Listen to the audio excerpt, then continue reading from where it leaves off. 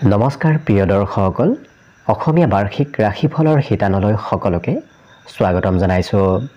অসমীয়া নৱবৰ্ষটো অৰ্থাৎ ইংৰাজীৰ 2025-26 বৰ্ষটো আপোনাৰ বাবে কেনেদৰে অতিবাহিত হ'ব সেই বিষয়ে এই ভিডিঅ'ত আপোনালোকে জানিব পাৰিব।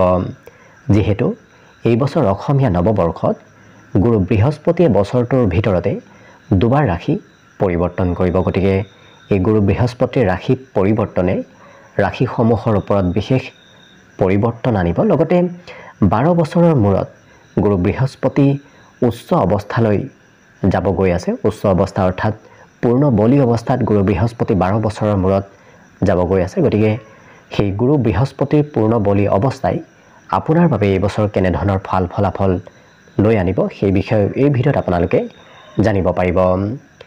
বিশেষভাৱে আজি বৃষ ৰাশিৰ ব্যক্তিসকলৰ এই বছৰত কি ভাল খবৰ আহিব সেই বিষয়ে ভিডিঅ'টোৰ মাজত আপোনালোকে জানিব পাৰিব। আৰু কেৰিয়াৰ, ধন সম্পত্তি, প্ৰেম, বিবাহ, ব্যৱসায় বাণিজ্যৰ লগতে স্বাস্থ্য আৰু পাৰিবাৰিক দিশৰ ফালৰ পৰা এই বছৰটো আপোনাৰ বাবে কেনেদৰে পাৰ হ'ব সেই বিষয়েও ভিডিঅ'টোত জনোৱা হ'ব। অৱশ্যে ভিডিঅ'টো আৰম্ভ কৰাৰ পূৰ্বে আপোনালোকলৈ এটা বিশেষ অনুৰোধ যে ভিডিঅ'টোত এটা লাইক কৰিব আৰু যদি প্ৰথমবাৰৰ বাবে এই চেনেলটোলৈ আহিছে তেতিয়াহ'লে চেনেলটো ছাবস্ক্ৰাইব কৰি কমেণ্ট বক্সত ওম নমঃ শিৱায় লিখিবলৈ একেবাৰে নাপাহৰিব। গতিকে আহক অসমীয়া নৱবৰ্ষটো আপোনাৰ কেনেদৰে পাৰ হ'ব সেই বিষয়ে জনাওঁ। বৃষ ৰাশিৰ ব্যক্তিসকলৰ বাবে এইবাৰ অসমীয়া নৱবৰ্ষত গুৰু বৃহস্পতি আপোনাৰ ৰাশিৰ পৰা দ্বিতীয় স্থানত যাব। 15 মে'ৰ পিছত গুৰু বৃহস্পতি যেতিয়া আপোনাৰ ধনস্থানলৈ গমন কৰিব তেতিয়া আপোনাৰ ধন টকা পইচাত উন্নতি কৰিব, হাতত আপুনি সঞ্চয় কৰিব পাৰিব। আপোনাৰ কথা বতৰাত সমাজত লোকপ্ৰিয়তা লাভ কৰিব। গতিকে যি কথা ক'ব আপুনি সেই কথাৰ এই বছৰত আপোনাৰ মূল্য যথেষ্ট থাকিব। আৰু কৰ্মক্ষেত্ৰত গুৰু বৃহস্পতিৰ পূৰ্ণ দৃষ্টিয়ে এই বছৰত কৰ্মত বিশেষ সুফল প্ৰদান কৰা দেখা যাব। যিহেতু আপোনাৰ ৰাশিৰ পৰা একাদশ স্থানৰ অধিপতি হৈ গুৰু বৃহস্পতি ধনস্থানত থাকিব আৰু কৰ্মস্থানত পূৰ্ণ দৃষ্টি থাকিব, যাৰ বাবে কৰ্মত উন্নতি হ'ব। আপোনাৰ ধন টকা পইচাত উন্নতিৰ প্ৰবল সম্ভাৱনা দেখা পোৱা গৈছে। পিতৃৰ ধন উপাৰ্জনৰ পথ এই বছৰত বৃদ্ধি পাব। গতিকে পিতৃৰ আৰ্থিক উন্নতিৰ সম্ভাৱনাও যথেষ্ট দেখা পোৱা গৈছে।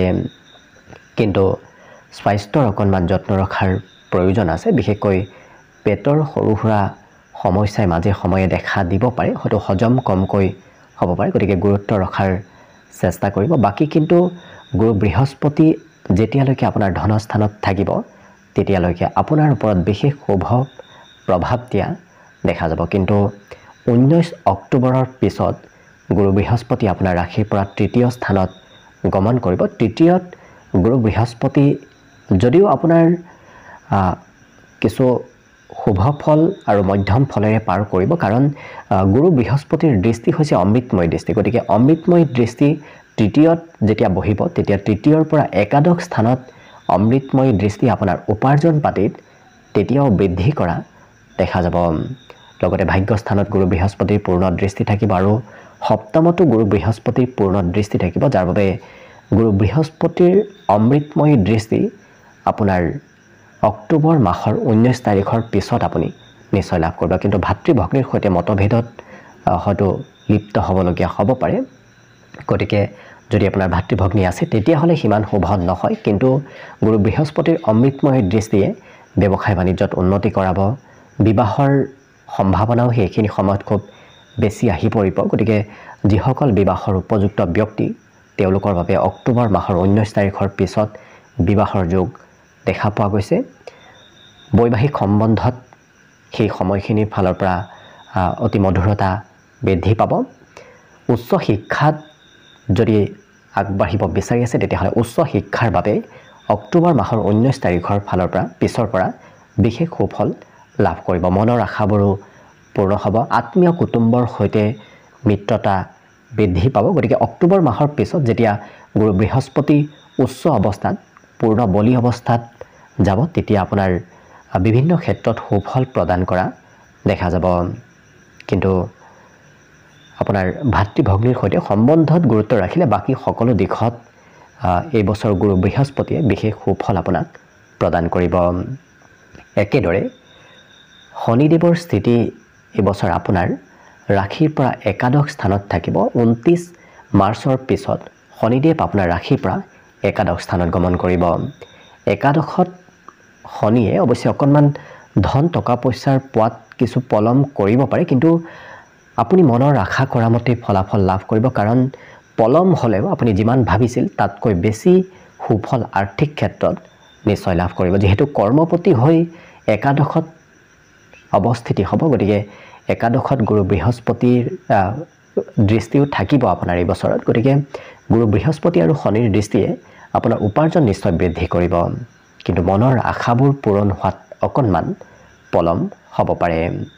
যিহেতু শনি হৈছে আপোনাৰ ভাগ্যস্থানৰ অধিপতি, গতিকে ভাগ্যস্থানৰ অধিপতি হৈ একাদশত পূৰ্ণ দৃষ্টি দিয়াৰ বাবে আপোনাৰ আকস্মিক কিবা সুখবৰ এই বছৰত লাভ কৰিব পাৰে। অৱশ্যে বছৰটোৰ শেষৰ ভাগতহে আপুনি বিশেষ সুফল লাভ কৰিব, কাৰণ শনিদেৱে সদায় পলমকৈ ফলাফল প্ৰদান কৰে, কিন্তু যিটো ফলাফল প্ৰদান কৰে সেই ফলাফল অৱশ্যে খুব সুন্দৰ হয়।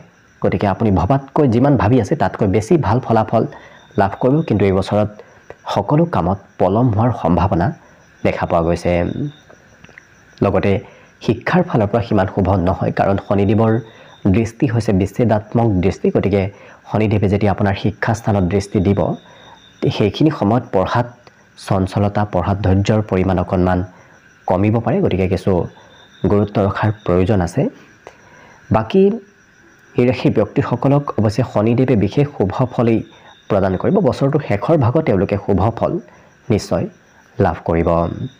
একেদৰে ৰাহু আপোনাৰ ৰাশিৰ পৰা দশম স্থানত অৱস্থিতি হ'ব 18 মে'ৰ পিছত। গতিকে 18 মে'ৰ পিছত ৰাহু আপোনাৰ যেতিয়া কৰ্মস্থানত যাব, কৰ্মত কিন্তু ৰাহুৱে আপোনাক যিকোনো প্ৰকাৰে উন্নতি প্ৰগতি কৰোৱাত সহায় কৰিব। গতিকে কৰ্মস্থানত অৱশ্যে আপুনি আশা কৰা মতেই ফলাফল পোৱাত হয়তো অকণমান খেলি মেলি হ'ব পাৰে, কিন্তু কৰ্মত ৰাহুৱে আৰু কেতুৰ যিহেতু দৃষ্টি পূৰ্ণ দৃষ্টিৰ কৰ্মস্থানত থাকিব, গতিকে আকস্মিক উন্নতিৰ সম্ভাৱনা এই বছৰত প্ৰবল দেখা পোৱা গৈছে। ধনস্থানত ৰাহুৰ দৃষ্টিয়ে আপোনাৰ ধন টকা পইচা নিশ্চয় বৃদ্ধি কৰাব, কিন্তু প্ৰয়োজনীয় সময়ত আপোনাৰ হাতত সিমান ধন নাথাকিব, কাৰণ যিখিনি সময়ত আপোনাৰ ধনৰ প্ৰয়োজন হয় সেইখিনি সময়ত নাথাকিব, কিন্তু বাকী সময়ত আপোনাৰ হাতত এই বছৰত ধন নিশ্চয় থাকিব।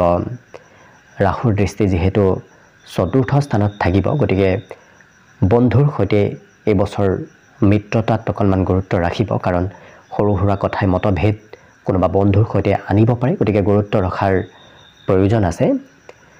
বাকী ঘৰুৱা ক্ষেত্ৰত অকণমান গুৰুত্ব ৰাখিব। ৰোগ ব্যাধিত কিছু খৰচ হয়তো এই বছৰত হ'ব পাৰে। কৰ্মৰ ক্ষেত্ৰতো হয়তো ৰোগ ব্যাধিয়ে অকণমান কাম বনত কিছু আপোনাৰ পিছ পলাই দিব পাৰে, গতিকে ৰাহু কেতুৰ আপুনি প্ৰতিকাৰ কৰাৰ চেষ্টা কৰিব। বিশেষকৈ ৰাহুৰ প্ৰতিকাৰ হিচাপত আপুনি শনিবাৰৰ দিনত হনুমান চালিচা পাঠ কৰাৰ চেষ্টা কৰক, তেতিয়া দেখিব আপোনাৰ ৰাহুজনিত পীড়াৰ পৰা যথেষ্ট পৰিমাণে আপুনি পৰিত্ৰাণ নিশ্চয় লাভ কৰিব। একেদৰে 18 মে'ৰ পিছত যিহেতু আপোনাৰ চতুৰ্থ স্থানত কেতুৰ অৱস্থান হ'ব, চতুৰ্থত কেতুৰ অৱস্থিতি আপোনাৰ ঘৰত কোনোবা ব্যক্তিৰ সৈতে হয়তো মতভেদ আনিব পাৰে, নতুবা ঘৰৰ কোনোবাই কিবা ক'লেই হয়তো আপোনাৰ খং ৰাগৰ পৰিমাণ অকণমান বাঢ়িব পাৰে। কিন্তু অষ্টমত পূৰ্ণ দৃষ্টি আপোনাক আধ্যাত্মিকতাৰ প্ৰতি গুৰুত্ব বেছি কৰাব, গতিকে আপোনাৰ ধৰ্ম কৰ্মৰ প্ৰতি আস্থা বিশ্বাস এই বছৰত বৃদ্ধি পাব। কেতুৰ শুভ প্ৰভাৱ যেতিয়া অষ্টমত থাকিব, গতিকে সেই ক্ষেত্ৰত অষ্টমত কেতুক অত্যন্ত শুভ ফলদায়ক বুলি কোৱা হয়। গতিকে এই বছৰ আপোনাৰ বাবে অষ্টমত যিহেতু কেতুৰ দৃষ্টি থাকিব, যিটোৱে আধ্যাত্মিকতাৰ প্ৰতি আপোনাক কিছু আকৰ্ষিত কৰি তুলিব। বাকী খৰচো অকণমান বঢ়াব। খৰচৰ স্থানতো কেতুৰ দৃষ্টিয়ে আপোনাৰ মাজে সময়ে হঠাৎ আকস্মিক খৰচ বঢ়াব পাৰে। বিদেশত যদি ক'ৰবাত যায় আপুনি ঘৰৰ পৰা ওলাই গ'লেই খৰচৰ মাত্ৰা এই বছৰত অকণমান বৃদ্ধি পাব। বাকী কিন্তু সকলো দিশত শুভ দেখা পোৱা গৈছে। আপুনি যদি ৰাহুৰ প্ৰতিকাৰ অকণমান কৰে, প্ৰতি শনিবাৰে হনুমান চালিচা পাঠ কৰে, নতুবা আপুনি যদি হনুমানক স্মৰণো কৰে তেতিয়াও দেখিব আপোনাৰ ৰাহুজনিত পীড়াৰ পৰা আপুনি যথেষ্ট পৰিত্ৰাণ লাভ কৰিব। বাকী গুৰু বৃহস্পতিৰ কৃপাত এই বছৰত আপোনাৰ সকলো দিশত শুভ আৰু মংগলময়ভাৱে দিনবোৰ অতিবাহিত হৈ পৰিব।